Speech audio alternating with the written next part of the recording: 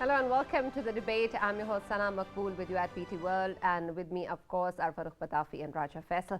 In today's show, we're going to be taking a look at two important stories. The first is in reference to what we have been discussing, including, of course, the Prime Minister's visit to various countries in the Middle East, including Abu Dhabi, Kuwait, and now Dubai, of course, to take part in the historic COP28, in which, of course, Pakistan will be putting forward its own stance regarding climate-induced disasters and climate change justice. But the development on the first day of COP28 comes in with mixed reactions from around the world.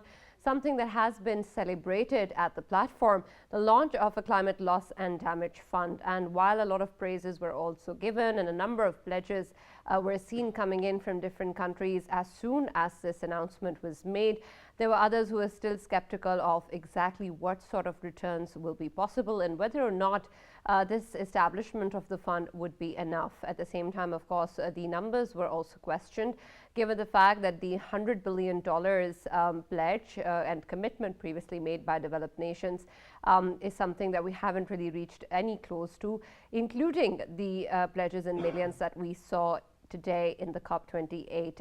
At the same time, of course, there is still perhaps not a lot of clarity on how exactly will the transfer of funds exist, what sort of mechanisms will be established and used to transfer this amount to those in need, and how that particularly that area or that country will be decided upon.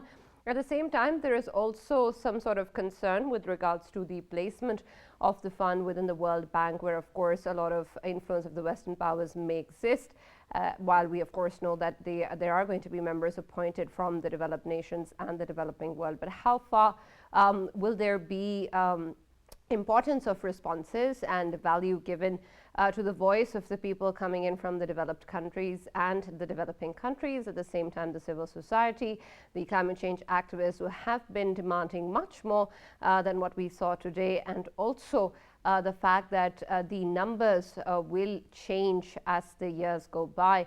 And so perhaps by 2030, the kind of commitment that we want to see today will change, and we're nowhere near to what we needed to see today. So this is going to be a discussion in the show as to what has been achieved so far, particularly in terms of the loss and damage fund, and what sort of aspect will Pakistan be taking a look at now in the conversation that follows. In our next segment, we're also going to be taking a look at another story that we've discussed earlier as well, in which an assassination attempt on an American citizen who has been activating for the Khalistan movement and is a Sikh separatist, but is claimed to be a terrorist by the Indian government, has been foiled. And this is, of course, something that has come out in the forefront following the incident in Canada as well, where a Canadian citizen was targeted.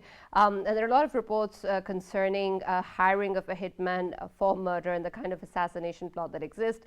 And in the aftermath of that, we've seen that the US has also designated its own officials to talk with the Indian authorities, who, of course, have denied any claims and said their own investigation into this is underway. But what this actually means in terms of what the kind of incidents we've seen in the past and how they're connected, and also what is going to be now the next steps forward for countries like the US and Canada and others who've been sharing this information regarding what is going on from Indian soil. So we're going to take a look at that at the end of the show today.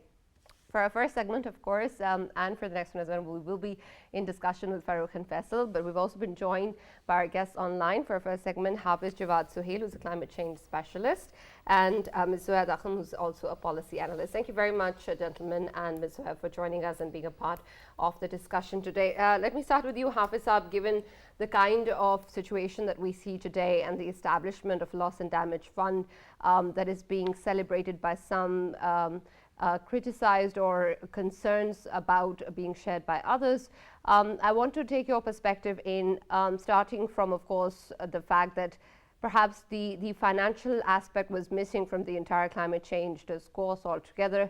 And then we saw this conversation being brought up. Then we saw the kind of commitments by different countries, lacking, of course, any mechanism to move forward. And then last year, the agreement of establishing such a fund, and now its launch.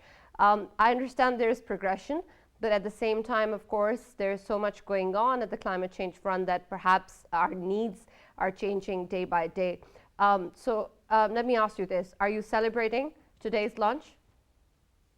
Yeah, kind of, because this is like the very first day of the COP28 in Dubai, and a landmark deal has been struck already on the loss and damage funds. And it was, the one thing that the host country will always take as the celebration, and their leadership on the climate front. So this deal coming out, that the loss and damage funding and its operationalization has been reached, is a tremendous work that has been happening for the past 1 year. There have been like 5 meetings of the transitional committee on how it will be set up, how it will be replenished and on annual basis. So this has its own importance and significance in terms of COP28. And the host country has already, they have like pledged $100 million already for this loss and damage fund, as well as some of the other countries, for example Germany, US, and European Union. So this will be very important in the coming days to see how these funds will be used for countries such as Pakistan, who has seen the great loss on the loss and damage front, and the crisis is already upon us. We are among some of the most vulnerable countries, and this fund and its establishment is of course very important for countries such as Pakistan. But not overlook the other issues that are at the table at COP28. For example, how to fast track the energy transition, how to fix the other climate finance issues, for example adaptation fund and 100 billion commitment by the developed world. How it will be met is also one of the challenge we will be discussing in the coming days. And then how the host country will make its effort to put nature, people, lives, and livelihoods at the heart of the climate action is very important, because this was very first day, and some of the issues they were discussing was the environmental health and the air pollution.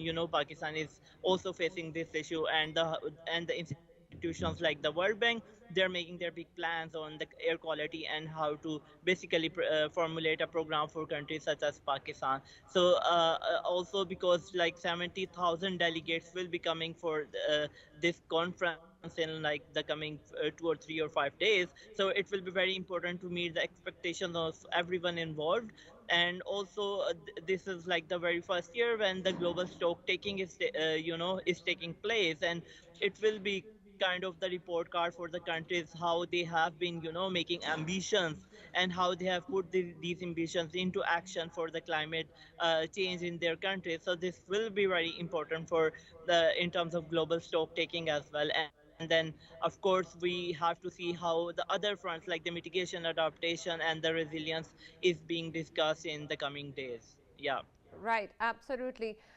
Ms. Zoya, what about when we take a look at the kind of numbers that we saw immediately after the announcement of this launch, and while the pledges are, of course, welcome, they are already falling way short from the $100 billion mark that was already committed, and then, of course, perhaps short of what we would like to see after a couple of years, perhaps by 2030 and beyond, because the needs are estimated to change by then.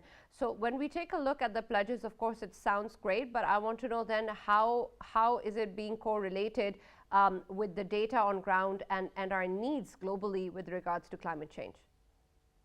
Right. Um, so the pledges that are being made are definitely instrumental and monumental in the consequence that it's going to happen on ground. But like you said, they're not enough. And in that capacity, I think there needs to be more transparency in the channels through which money is going to be distributed, which agencies it's going to go through, and how it's going to be used in terms of implementation on ground.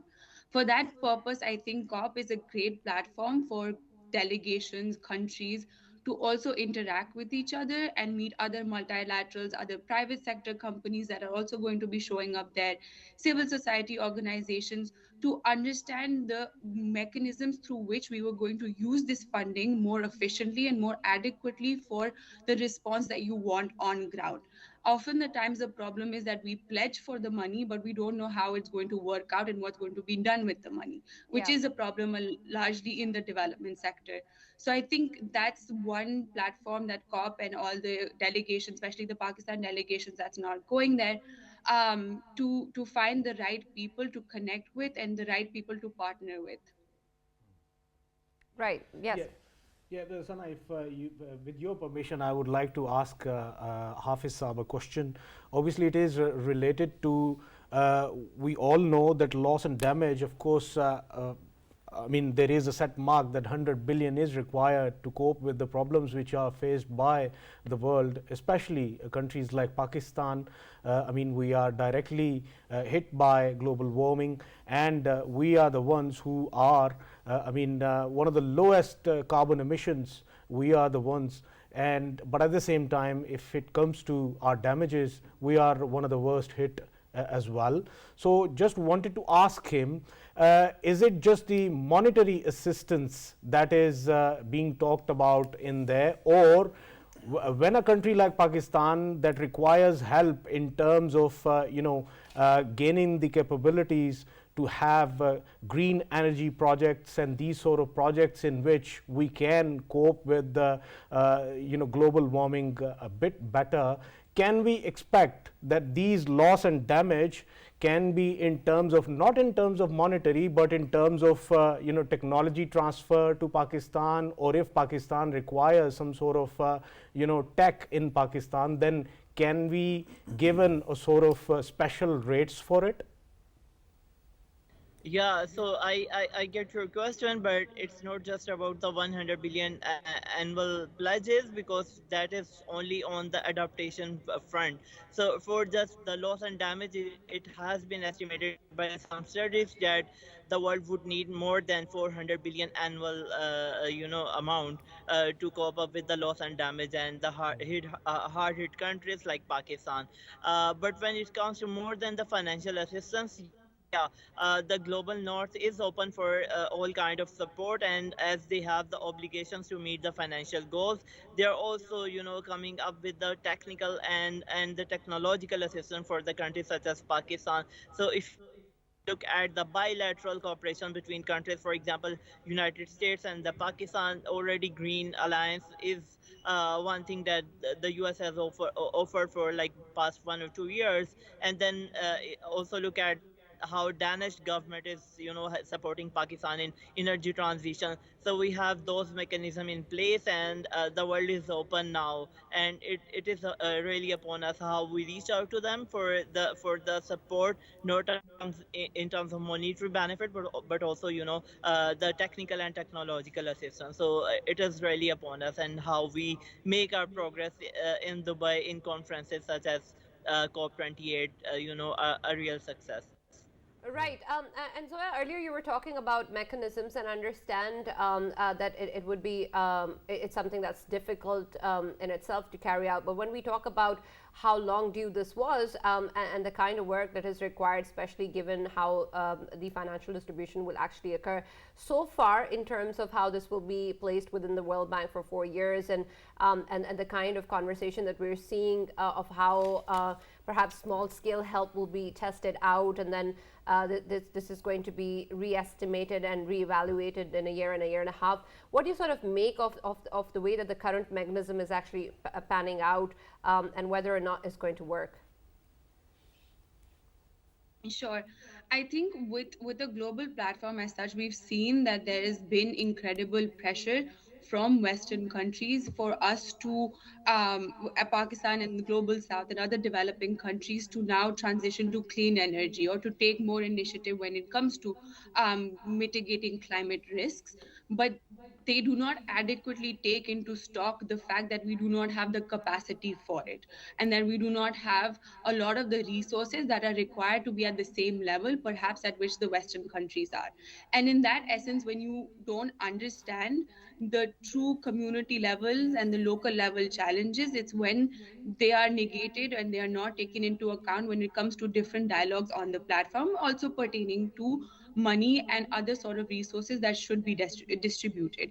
And that means also at the World Bank and IMF, and a lot of these institutions need to really pause and take into account where the money that they might aid in us or are not aiding could be used and should be used. And so a lot of other G7 countries also need to take, in my opinion, more initiative in terms of the money and the pressure that they give to us, but are not taking responsibility or may not take adequate responsibility for. And I wanted to comment on a previous matter, also when we talked about energy transition, is that there needs to be a certain degree of technological and skill training on ground as well, and innovation and innovative capacity building, which is also another dialogue that needs to be taking place at COP28, to talk about if we are to transition and if we are to become a more resilient country, then it's just not money also, but it's also capacity building in terms of innovation, in terms of more technologies that also need to be aided for and also needed to be in the programs and the programmatic initiatives from multilateral institutions. Right, Uh, absolutely, and we'll talk more Sana, about that as well. Yeah, I think. I'll just I'm come back to you. I'll just come back to you in just a minute, and we'll continue the conversation. But Farooq, when we take a look at this fund, and I understand that there may be good things about it right now, and there may be concerns that we can work on further. But do you think that possibly also, given the fact that this was something that was launched on a big platform, and of course it at least allows the conversation to go ahead. Do you think that it also perhaps has the effect of taking away from the kind of impetus or urgency or the effort that was moving in the direction from activists, from people all around the world, from countries like Pakistan who are talking about how important this need is? And sort of giving that effect that, okay, we're doing this at least, and this is what's happening now, and we're going to take a look at the rest later, and sort of making us being okay with what measures are being taken at the moment when much more was needed. Right, Sana. First of all, let me just disabuse everyone of this notion that the activists, the younger lot, right, they are going to give up their struggle just because there is some kind of, some kind of method to try to paper over the damage that we have done to Mother Earth, right? Right, no, of course not. But does it mitigate that conversation? For example, Greta Thunberg, right, and people like her. Do you think that they are going to give up? I don't think so, right? But the problem lies with something else. For example, we keep on using these muscular words. For example, it is called COP28, even though it is abbreviation of very lame title, that is a conference of parties, right? Similarly, words have the problem in them that they actually divide more than they unite.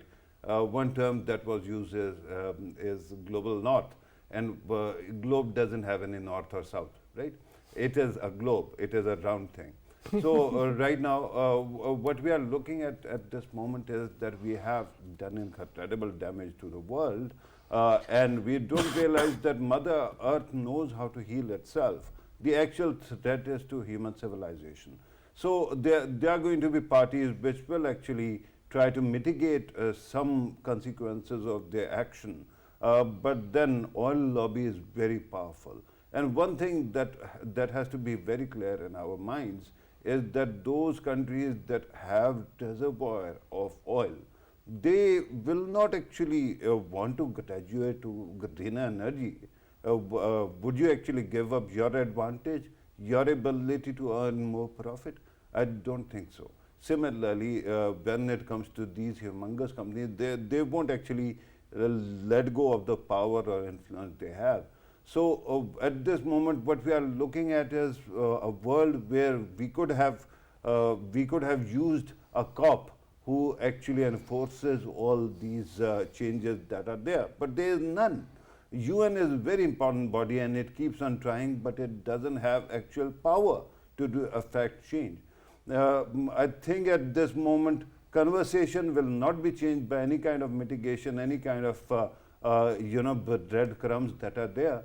But still, activists will keep on working. And yet, when it comes to Pakistan's burden, I was reading today also. You remember in 2021, when the floods came. After that, World Bank actually commissioned a study to understand how much damage there was. And then the number they dropped was amazing. They have been saying that Pakistan per annum will need 5% of its GDP for the sake of mitigation and climate adaptation. 5% would be somewhere around $20 billion, Sana. No matter how big a fund that is created in the world, in the end, we won't get what we need just from handouts. What can we do? We can always try to re-rig our system to ensure that we include some kind of mitigation and adaptation measures in every development project. And that can be done, Sana, particularly when it comes to climate investment. Climate investment can also provide you profit. For example, let me give you an example. Only until a couple of years ago, in your electricity bill, you were paying 1 rupee, for some kind of mitigation. For an event that occurred somewhere around 50 years ago. Before East Pakistan stopped being East Pakistan and became Bangladesh, there were floods there. And the government of Pakistan kept on charging us 1 rupee until 2 years ago or 3 years ago for that mitigation.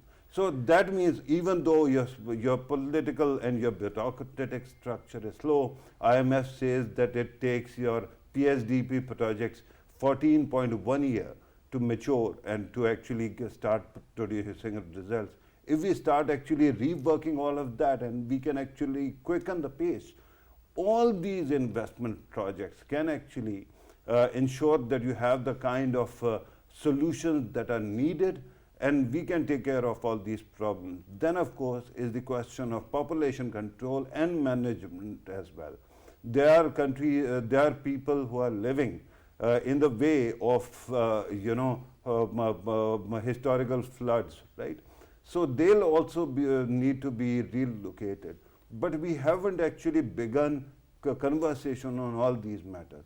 No matter what happens on the global stage, Pakistan is the country we live in, and we have to start actually reworking the system to ensure that we are providing the people of Pakistan the kind of safety they need.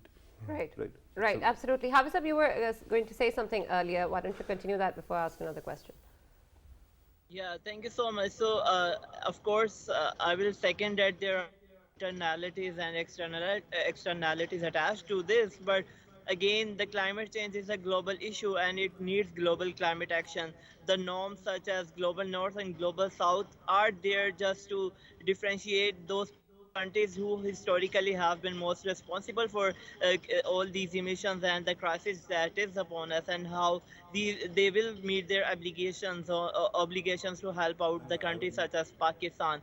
But then there have been, some of the strong voices and advocacy on part of financial reforms for the world financial institutions such as IMF and the World Bank. And if I just quote the example of the Prime Minister of Barbados, Mia Mottley, she has been very active on this front, and we have seen that there was some noises about how the institutions such as the World Bank and IMF can help countries such as Pakistan in crisis when they just increase our debt over time. So there has been great, advocacy on that part. And when it comes to loss and damage, it has been, entirely and is being hosted by the World Bank. But there is also going to be a development that, for example, in 6 months there will be a separate secretariat, a separate institution, and the executive body and the governing body as well that will be looking after how these funds will be utilized. And if,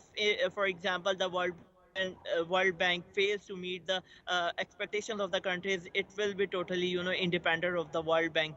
And then just one thing to remember, that Pakistan is one of the signatories of the United Nations Framework Convention on Climate Change, and this COP28, which is meeting for the 28th time, it is not just for the annual gathering of the governing body of the Conference of Parties, but also to the Paris Agreement and the Kyoto Protocol. So it will be accompanied by COP as well as CMA and CMP, which are, the annual gathering of the governing bodies for all Right, these absolutely. conventions and the Habisab, international previously you were also talking about how these pledges need to be followed up as well, and we also need to be able to pursue these countries in terms of their pledges and commitments. And while I understand the need for that, I want to still also know, in your perspective, what exactly does that mean in terms of actual action, and then especially with the launch of this initiative and for platforms like COP28, who is really going to be holding the countries accountable to their pledges? Because there's also a discussion of how whatever commitments are going to be part of this fund are completely voluntary. And so if that has actually happened and taken place, where a country does come forward with a pledge or a commitment, who is going to make sure that they actually abide by it? Yeah, so the global stock take is one step towards closer towards the establishing how far the countries are from the actual action, and what is the difference between their ambitions and the actual action on the ground. So this is like the report card on the Paris Agreement, and then also look at the NDCs, national determined contributions. So countries are now putting their ambitions onto the paper, and how they are going to meet the these 2 degrees Celsius or the 1.5 degrees Celsius goals, global temperature goal. So after this global stock taking, there will this has more policy orientation, and the countries will be informed how far they are from making the real progress. So the world is moving towards that direction. Also, the reporting mechanisms are being very transparent and accountable for countries such as Pakistan, and we need to be prepared on that front as well. And then I would say, don't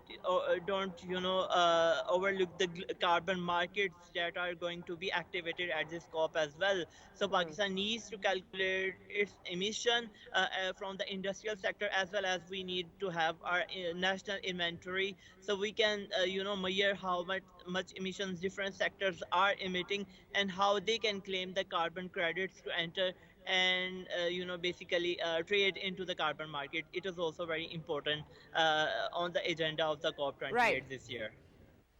Sana, with your permission, I just want to actually qualify one thing. When I was talking about global north or south, I was not actually, nitpicking what Hafiz Saab said. Of course, these terms are used. I just wanted to actually point out the paucity of words and how we actually let constructs or words constructs actually, confuse us. Because at this moment, as far as I know, in realistic world, there is hardly any justice. So we cannot actually expect that somebody is going to start doing things out of goodness of their heart. You can lobby, you can manage through media, right? But those things are going to be there. Yeah, and Sana, I wanted to ask Zoya a question about, a country like Pakistan. I mean, last year I visited the province of Sindh and Balochistan, obviously the flood affected areas, and I personally met with the affectees out there, and I could easily see what kind of disaster we're talking about. And last year's floods, it caused Pakistan's economy a loss of nearly $30 billion, and that is a roughly estimated number, which is $30 billion is a huge amount for a country like Pakistan. And we know that our economy already is quite fragile, and we are seeking help from the world in terms of foreign direct investment as well. Can we say, Zoya, that in this COP28, this aspect would be highlighted as well concerning FDIs, that the countries who have been facing these kind of disasters and their economies, were being hit very badly, they can be considered a location for direct investment so that their economy can boost itself? It's a great question. I think definitely, given the global political climate these days, I do think that there has been great initiative and there is a great deal of sensitivity also regarding how natural disasters and other forms of conflicts affect communities on ground. In that perspective, I think the Pakistan delegation and the Pakistan government previously has done a great job in terms of advocating for the dramatic effects that have happened on ground and kind of bringing that light on to what's happening in interior areas. I think the onus is twofold. One, it relies on the government to continue advocating and continue using media and storytelling as a form of bringing light to what is happening. If you can't see it, you're not going to know it. So the world constantly needs to see and know what's happening on ground. So if that's the use of social media or other forms of media platforms, I think that is one great way to kind of show a picture of what's happening in Pakistan at a platform such as COP. And then the other thing is encouraging other countries to invest, like you said, foreign direct investments, and encouraging that requires us to create a to show that we are a country in which that you can invest in, and we are politically stable, or we are have that environment, which is something that we also need to work on internally. If we show political stability and a particular degree of determination to solve our challenges, then that shows a positive life to other countries to then also begin investing emotionally and financially on what's happening in Pakistan. I Right. So very quickly wanted to actually point out that Faisal keeps on talking about meeting, and you have also met Sana, various flood affectees, but you keep on meeting one person who is a flood affectee daily. That is I. My entire Yeah. village was submerged Yeah. during the entire flood. So please go ahead. right. So I have another question to ask specifically with regards to what you're talking about in terms of what we need to do internally, also, and earlier what we talked about in terms of capacity building measures that are required. And while I understand that developing nations like Pakistan need a lot of help in that, but do you think that as a country that we are at least on the right track, and we have a plan, and we have sorted out what sort of action and measures that need to be taken specifically after what happened in 2022, and then till now, while we are fighting our cause on an international platform, are we also doing enough, whatever our capacity is within that, within the resources and limitations that we have? Are we making sure that we are credible enough in terms of our seriousness towards climate change and action taken at home, that we can really present our cause well? Sure.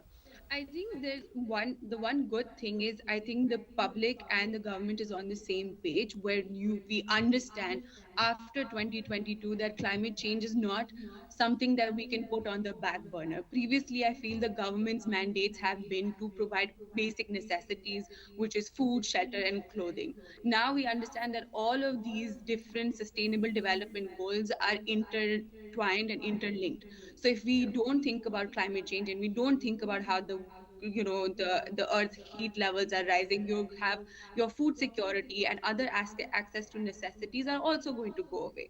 So I think we are definitely aligned on that front, and we are moving towards that.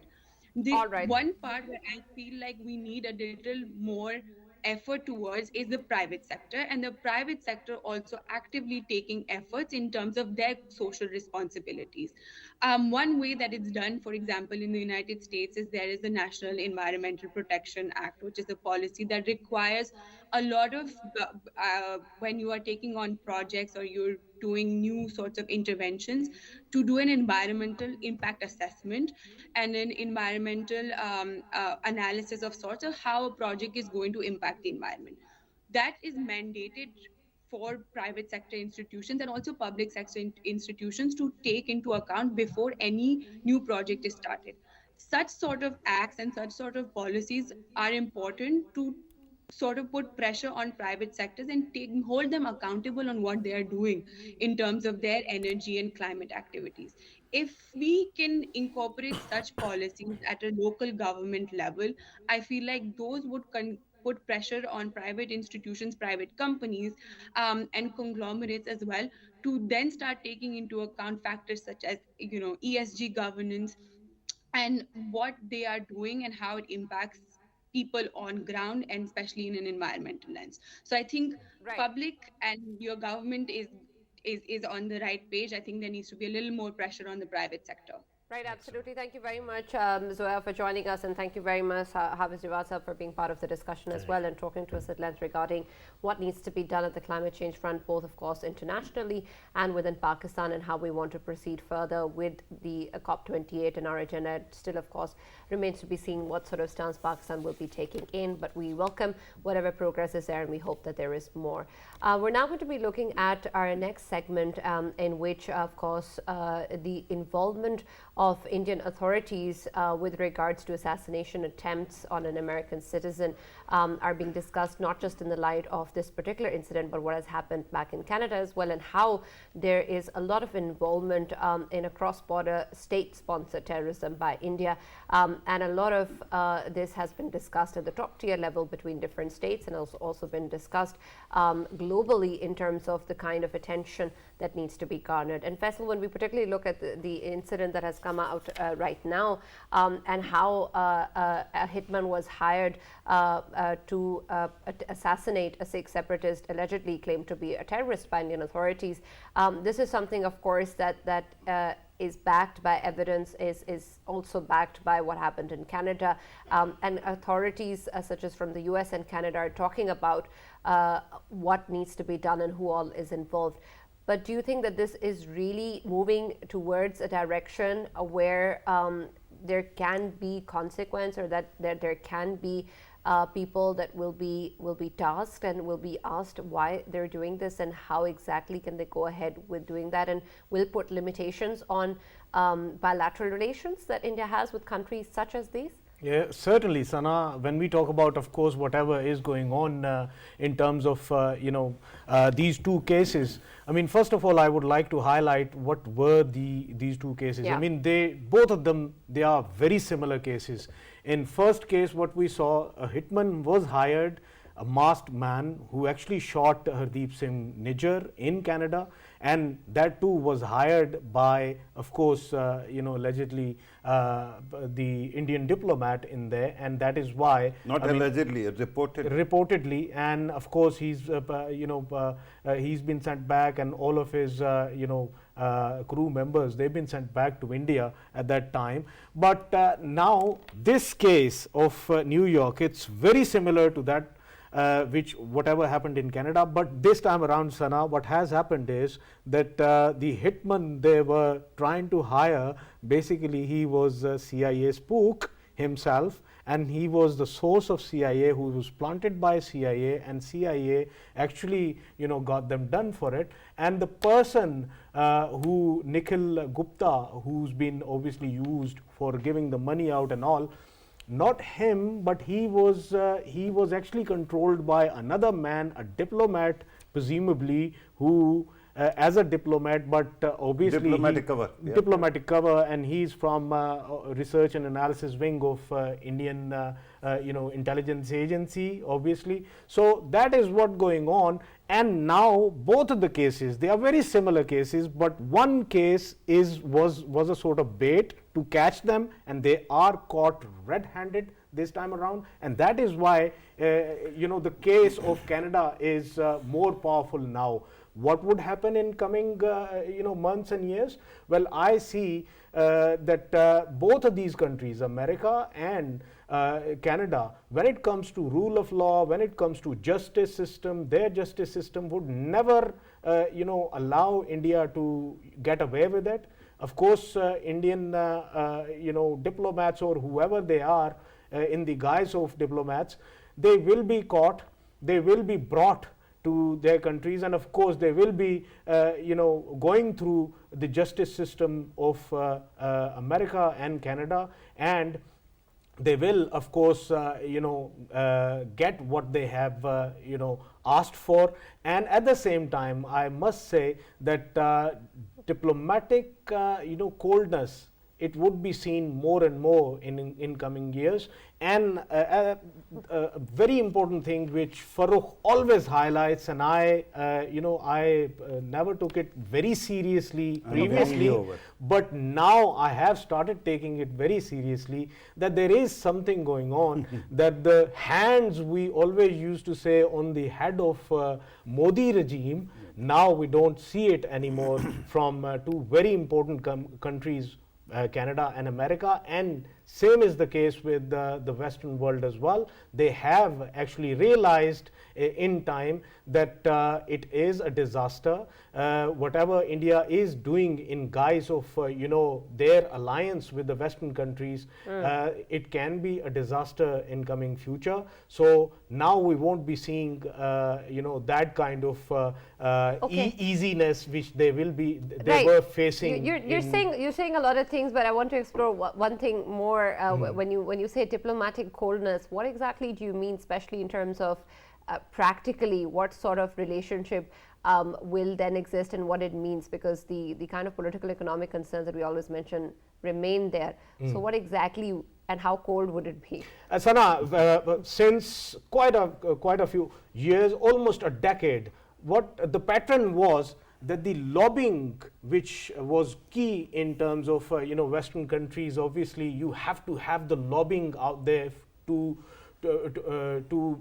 convey your messages or your narratives. I mean, Indian narratives, they have been persisting in the Western world.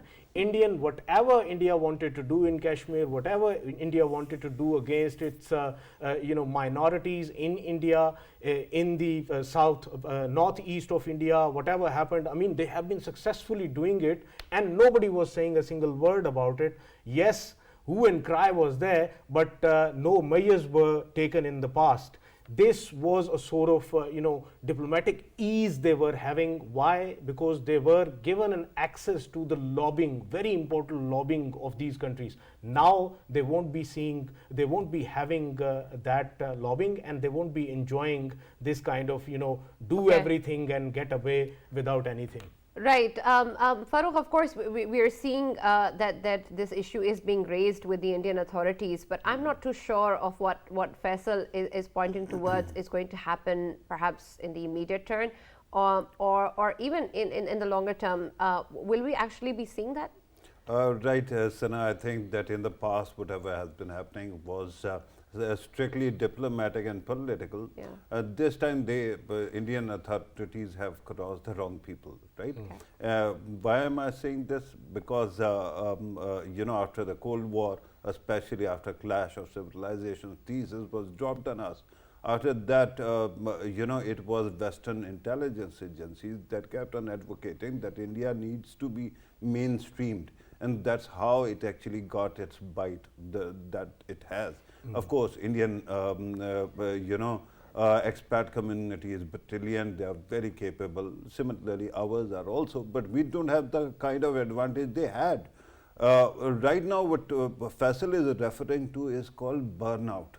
What they are going to do is they are going to burn Indian agencies and their operations because they have crossed the Five Eyes. Right? The intelligence agencies that strictly behave as if they are part of one family. When you talk about American or Western intelligence community, they are Five Eyes are like a family, right?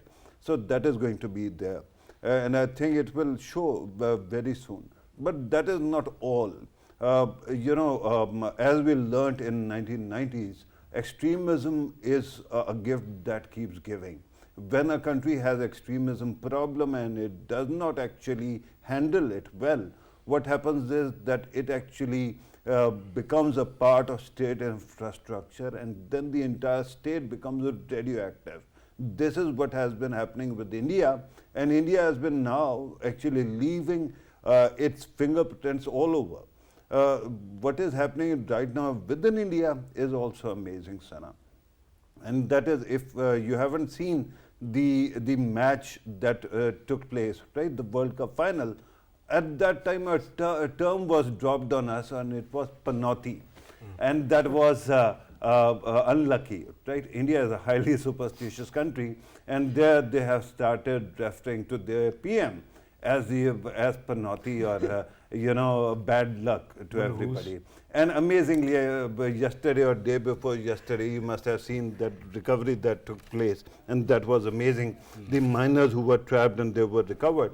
At that time, I was watching a hardline right-wing media channel, and a reporter is telling that I have brought good luck and they have been recovered, right? I'm not panauti.